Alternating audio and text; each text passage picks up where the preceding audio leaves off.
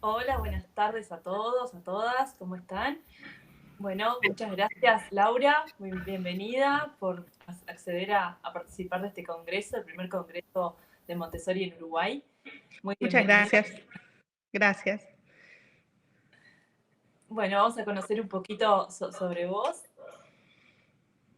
Buenas, ¿cómo están todos? Bienvenidos. Voy a pasar a presentarles un poco a Laura, para quienes no la conocen. Laura Díaz es pianista, es licenciada en interpretación de instrumento piano, es profesora de piano desde hace 10 años en la Escuela de Música Vicente Asconer. ¿Lo dije bien? Sí. Bien. Eh, Allí trabajó con chicos a partir de los 11, 12 años, sintiendo la necesidad de trabajar con niños de menor edad para que su preparación en el piano sea más eficiente y sintiendo que le faltaban herramientas pedagógicas, fue que empezó a investigar. Cuando empezó a leer libros de María Montessori, sintió que iba en la dirección que ella sentía que era la adecuada y le causó una gran admiración y una impresión profunda. Al mismo tiempo fue descubriendo que tenía la oportunidad de ayudar a los niños mucho más que tan solo tocando el piano. Eso le impulsó a hacer el curso guía de taller de 6 a 12 años y cada día se siente más segura de estar en el camino correcto, tanto para ella como para ayudar a la vida, como embajadora de la filosofía de la doctora Montessori. Muchas gracias por la presentación, Mari. Bueno, yo elegí para hablarles un poquito acerca de cómo es la pedagogía en primaria, la pedagogía de la doctora Montessori. La doctora Montessori, no sé cuándo conocen su historia, yo voy a hablar muy superficialmente, fue una de las primeras mujeres en recibir el título de médico en Italia a fines del siglo XIX.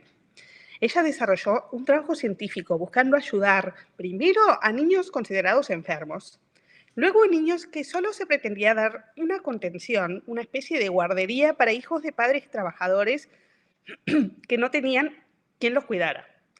Y el resultado fue un método pedagógico sin precedentes que llamó la atención a personas de todas partes del mundo. Ella siguió trabajando con niños a partir de ahí, abriendo escuelas, y más adelante, cuando debido a la Segunda Guerra Mundial debió exiliarse en la India, la doctora Montessori siguió trabajando con los niños, pero ya no solo en su etapa preescolar, sino en primaria. Desarrolló un concepto pedagógico para esta etapa llamada educación cósmica, que está basada en una visión ecológica del mundo, del universo y del lugar que los seres humanos ocupamos en este. ¿Me pasas la página, Mari? Al mismo tiempo, con su capacidad de observación y siempre con una perspectiva científica, consideró el papel de la escuela en la vida del niño como una ayuda para la vida. Una ayuda hasta que la personalidad humana pueda conquistar su independencia. Esto dicho en palabras de María Montessori. Busca reconocer científicamente la naturaleza del niño, conocerlo primero para luego facilitarle su desarrollo, el cual se va a dar naturalmente hasta que sea una persona adaptada a nuestra época y capaz de contribuir a la sociedad y al mundo. La idea de la educación cósmica plantea, además, presentar los conocimientos al niño desde esta perspectiva ecológica, donde todo está interconectado. Así, las diversas temáticas que se abordan buscan interrelacionar las disciplinas, la historia con el lenguaje, con las artes, la geografía, con las matemáticas, etc. También presentamos los conocimientos y los artefactos elaborados por los seres humanos como creaciones que fueron legados por personas, muchas veces anónimas, y que ahora pertenecen a la humanidad. Con esto se busca despertar un sentido de admiración y de gratitud hacia todos los seres humanos, así como la conciencia de que todos podemos colaborar para que el mundo sea mejor. ¿Me pasas página, Mari? La doctora Montessori consideró que el periodo de desarrollo de las personas hasta que llegan a ser adultos dura 24 años y se puede dividir en 4 etapas, a las que llama planos de desarrollo. El primer plano de desarrollo va desde que nace hasta los 6 años, el segundo desde los 6 a los 12, el tercero de los 12 a los 18 y el cuarto de los 18 a los 24 años. En cada uno de estos periodos, la persona es siempre la misma, pero en su desarrollo va mostrando diferentes características y necesidades. Ella hace una analogía con la metamorfosis de los insectos. Se ven muy diferentes en sus distintas etapas, pero el insecto es el mismo. Me pasás la página, Mari. En primaria se trabaja con los niños que están en su segundo plano de desarrollo. Son niños que dejaron de ser bebés. Se mueven con autonomía y comienzan a usar su mente como medio principal para conocer el mundo. No es que antes no la usaran. En el periodo anterior, ellos usaban principalmente sus sentidos para conocer el ambiente que los rodeaba. Se acercaban a los objetos, los tocaban, olían, gustaban, y de esa manera recogían información. Ahora empieza una etapa donde no solo quieren conocer el objeto, sino cómo fue hecho, por qué está ahí, para qué sirve.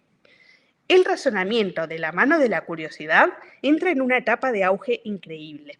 Y no solo se preguntan acerca de las cosas que están a la vista, se preguntan qué hay más allá, o qué hubo antes y qué pasará después. El niño de 6 a 12 años empieza a desarrollar la capacidad de abstracción, que es poder comprender cosas en su mente sin verlas. Esto requiere mucho razonamiento. El niño de 6 a 12 años se hace preguntas acerca del mundo y del universo. Pero no basta con eso, se hace cuestionamientos morales, se preocupa por la justicia y busca desarrollar sus propios criterios. Para esto necesita la ayuda de la comunicación. El niño de 6 a 12 años habla muchísimo. Está razonando en voz alta, está intercambiando ideas, haciéndose preguntas. Es muy importante para los niños en esta etapa poder hablar y expresarse. También necesita relacionarse con otras personas, pero no meramente para estar acompañados, sino buscando alguna forma de actividad organizada de manera de comprender los roles que desempeñan las personas en los grupos sociales. De la misma manera, su cuerpo sigue creciendo, se hace más fuerte y empieza a estar preparado y a sentir curiosidad por conocer el mundo más allá del ámbito familiar y el escolar. La energía que va teniendo y la curiosidad lo motivan a salir de estos lugares y conocer lo que hay detrás de las paredes. ¿Me pasas la página, Mari? En su libro La educación de las potencialidades humanas, María Montessori dice: démosle al niño una visión de todo el universo. Si se presenta ante el niño de la manera adecuada, se logrará algo más que despertar el interés, pues le causará admiración y asombro, sentimientos más elevados y gratificantes que cualquier otro tipo de interés.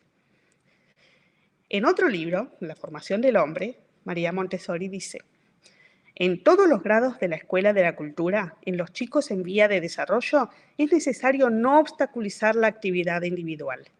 El maestro adquiere un papel que consiste principalmente en estimular el interés, porque los niños, cuando se interesan por una cuestión, tienden a permanecer por largo tiempo estudiándola y probándola hasta que alcanzan una especie de madurez a través de sus propias experiencias.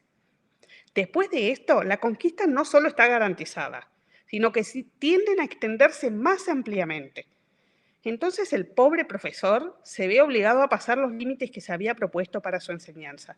Su dificultad no está entonces en lograr, hacer, aprender, sino en saber responder a las exigencias inesperadas de sus alumnos y tener que enseñarles al instante cosas que no se había propuesto. Como ejemplo, la doctora Montessori habla de un niño que se propuso hacer una multiplicación gigantesca, un número de 30 dígitos por otro de 25 dígitos. Terminó pidiendo ayuda a sus compañeros para pegar más y más hojas hasta que después de 3 días logró completar la multiplicación. Otro ejemplo conocido por mí es el de un niño, un niño que mostraba interés por los dinosaurios. Se puso a su alcance libros que uno pensaría que pueden ser muy pesados para un niño de 6 años que está aprendiendo a leer. Como resultado, aprendió el nombre de innumerables dinosaurios, sus clasificaciones, las características de los huesos de la cadera, de sus dentaduras y muchas más cosas que tal vez uno como maestro ni siquiera sabría. Llegó a convertirse en un experto y como beneficio colateral mejoró muchísimo su lectura y su escritura. Entonces, es necesario que el ambiente escolar tenga en cuenta las características y las necesidades del niño de esta etapa. En un salón de clases de una escuela Montessori, las mesas están agrupadas para que los niños puedan trabajar juntos. Perdón, Mari, ¿podrías pasar la página? Nunca hay silencio en un salón Montessori. Los niños están permanentemente comunicándose y moviéndose según lo necesiten. Los materiales están diseminados en estanterías por todo el ambiente para que deban ir a buscar lo que necesitan en diferentes lugares. Los muebles están diseñados para que todo esté a su alcance y que ellos puedan tomar los materiales por sus propios medios. Y en estas estanterías debe haber elementos para despertar el interés y la curiosidad de los niños por la mayor variedad de temas posibles. La doctora Montessori desarrolló una gran cantidad de materiales con fines específicos para que los niños, manipulándolos, pudieran comprender conceptos, dándole la impresión de aprender por sí mismos. En general, se busca a partir de materiales concretos,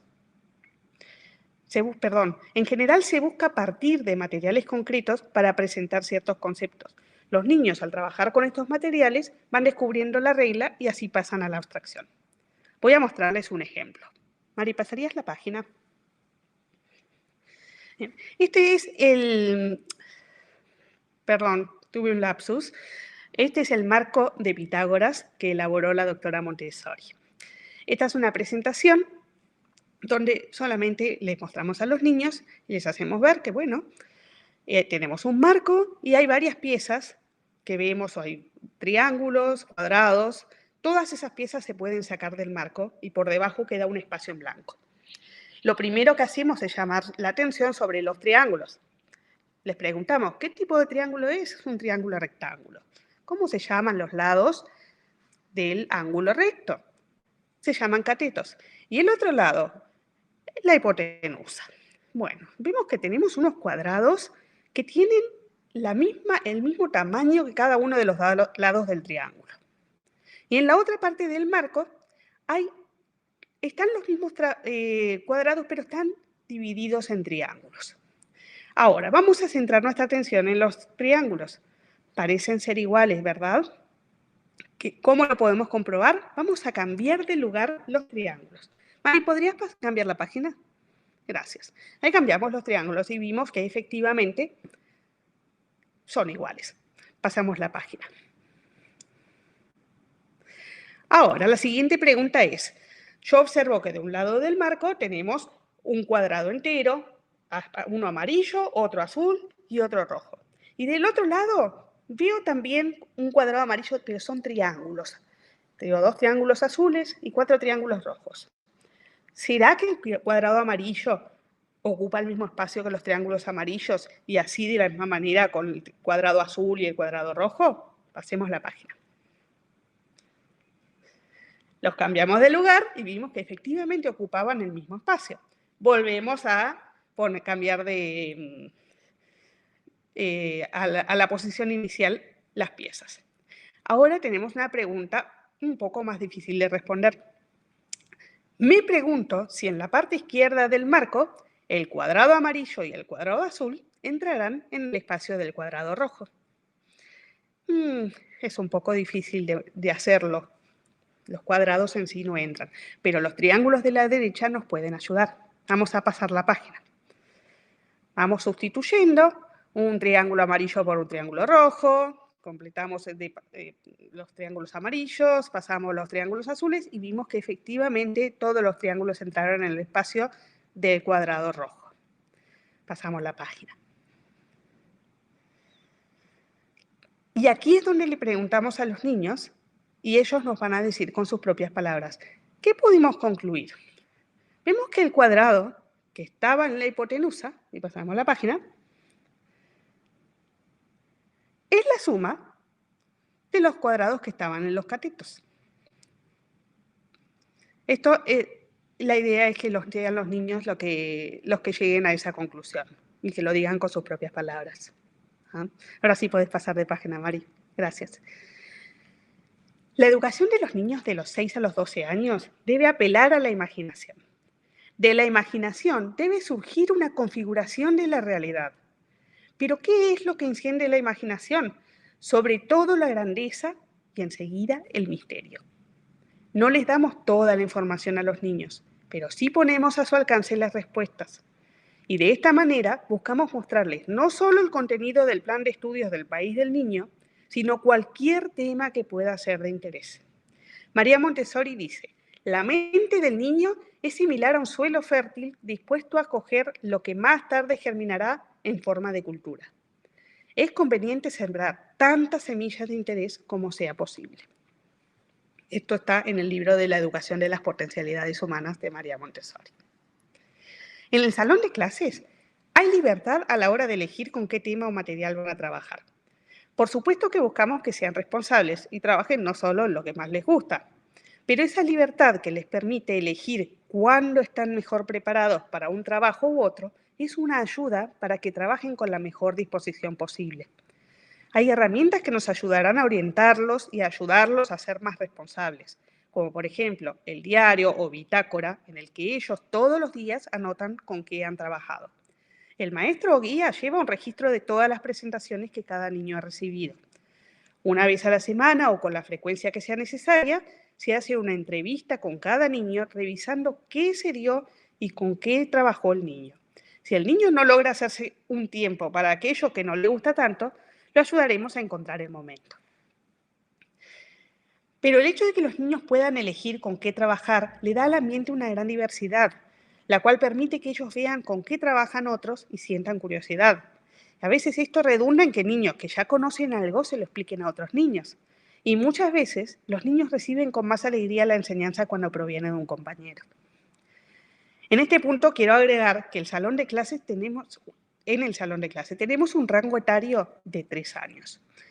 Taller 1 tiene niños de 6 a 9 años y taller 2 tiene niños de 9 a 12 años. Esto, por supuesto, multiplica las posibilidades de variación tanto en temáticas como en nivel de dificultad. Permite que los niños puedan avanzar a su ritmo, que no se sientan solos si avanzan más rápido o más lento y que puedan colaborar unos con otros. Como ya dije, los más grandes a veces pueden ayudar a los más pequeños y a veces los más pequeños inspiran a los grandes a ser más responsables. Las presentaciones normalmente se dan a grupos pequeños de 3 o 4 niños. Con esto se busca personalizar la atención, tener la seguridad de que todos los niños están prestando atención y que están entendiendo.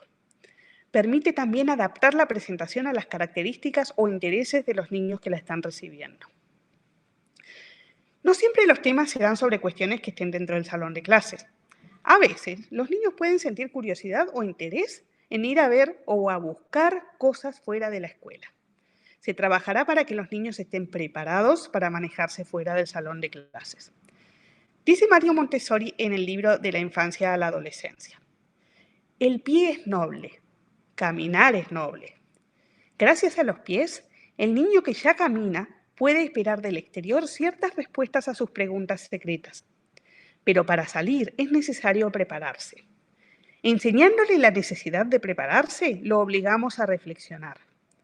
Él entiende que salir representa una actividad que antes requiere la adquisición de información y de materiales.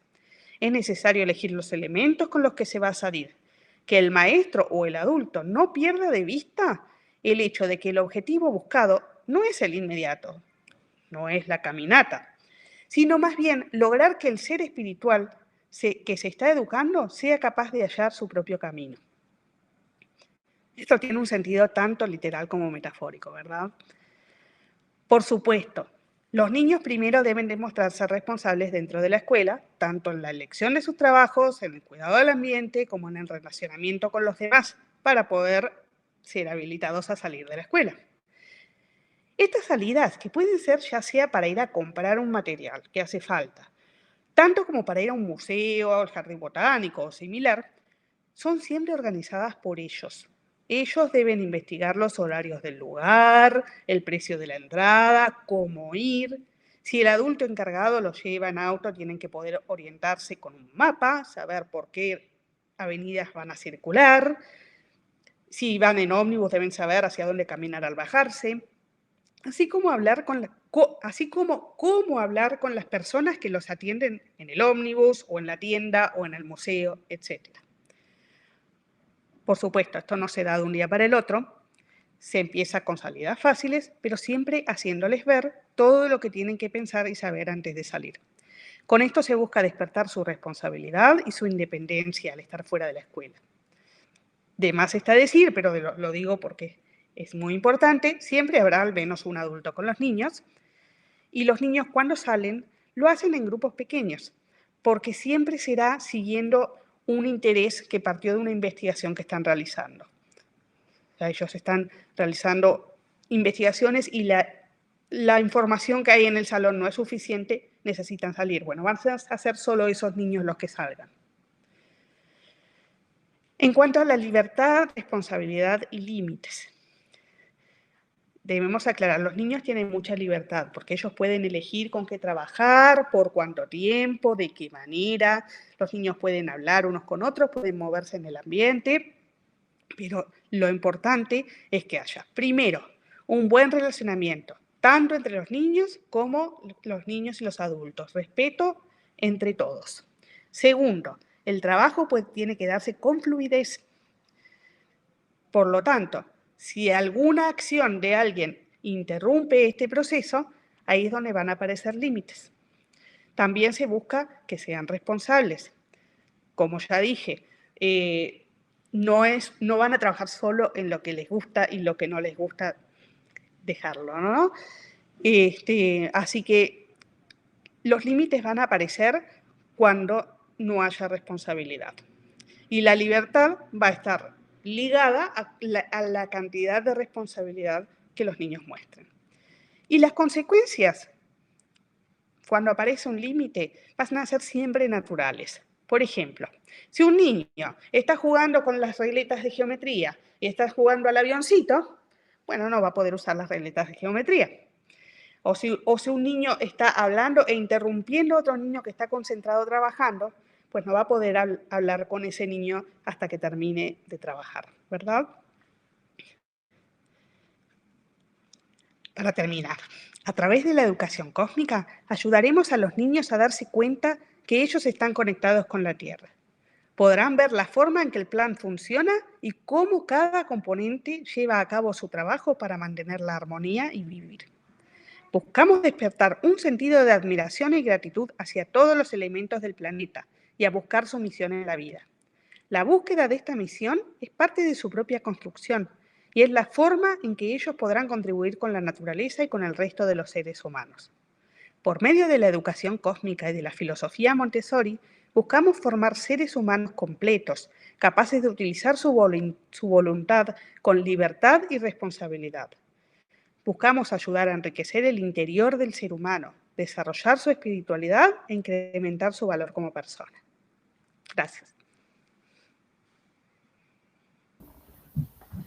Muchas gracias, Lau, por todo lo que nos fuiste contando y comentando toda esta información que nos estás facilitando de algo que muchas veces no se conoce acá en Uruguay, cómo se trabaja en Montessori en la educación más, la educación primaria, porque a veces se lo imaginan más como la educación inicial, bueno, capaz que hasta los 5 o 6 años, pero después en primaria es un poco más complicado imaginárselo y está buenísimo. Muchas gracias por los ejemplos prácticos que nos comentabas. No sé si alguien tiene alguna pregunta para hacerle a Lau. Sí, yo, Lau, quiero consultarte en cuanto a los niños o niñas que vienen de escuelas tradicionales, ¿cómo los ves en su inicio en la sala, en el taller 1 o taller 2, en relación al libre movimiento y en relación al uso de materiales y esa libertad de elección que tienen? Yo lo que he notado es que los niños que vienen de escuelas tradicionales están acostumbrados a que deben quedarse quietos, a que no deben hablar. A veces les cuesta usar esa libertad, ¿no? Les cuesta más esa adaptación, que en realidad es como difícil de entender si lo pensás bien, cómo un niño, si tiene la libertad de moverse, no se mueve, o si tiene la libertad de elegir con qué trabajar, no elige. A veces están un poco acostumbrados a que les digan qué hacer, ¿no? O a que la maestra elija qué hacer en cada momento. Pero bueno, con la ayuda de los compañeros, que muchas veces trabajan en grupo, y por supuesto que siempre con el estímulo de la guía, de la maestra, ellos van encontrando su lugar. O sea, la idea es que ellos sientan y desarrollen la voluntad y el interés por el trabajo y no que lo hagan para complacer a alguien más. Claro. Buenísimo, Lau. Muchas gracias. Por favor. Y a raíz de esa pregunta que hacía Laura, capaz que otra pregunta que generalmente nos hacen o nos plantean es, bueno, ¿qué pasa si se escolarizan en una educación Montessori en primaria y después llegado al liceo van a una educación tradicional liceal? ¿Cómo pensás vos o te imaginás vos ese cambio? Yo creo que en general no hay problemas. Los niños están acostumbrados a estudiar y a aprender por placer, o sea, no sé, algunos más placer que otros seguramente, pero no tanto para complacer a otros, ¿no? O sea, están acostumbrados a que el hecho de adquirir un conocimiento es algo que ellos hacen para ellos y no para obtener una nota más alta o más baja. Entonces,